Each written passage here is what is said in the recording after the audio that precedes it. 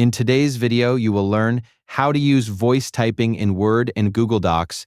To get started, in Google Docs, open your document or create a new blank document. Once you're inside the editor, look at the top menu bar and click on Tools. From the drop-down menu, select Voice Typing.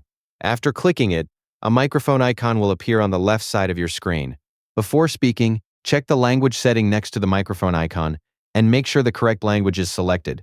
This helps improve accuracy while dictating. Now click the microphone icon that says Click to Speak. If your browser asks for microphone permission, allow access so voice typing can work properly. Once enabled, start speaking clearly and naturally. Your words will appear on the document automatically as you talk. If you need to pause, simply click the microphone icon again.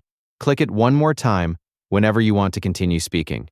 Try to speak at a steady pace and avoid too much background noise for better results. Voice typing is useful for writing notes, documents, ideas, or longer content much faster than typing manually. With just a few clicks, you can start using your voice to create documents quickly and easily. Thanks for watching, and I'll see you in the next video.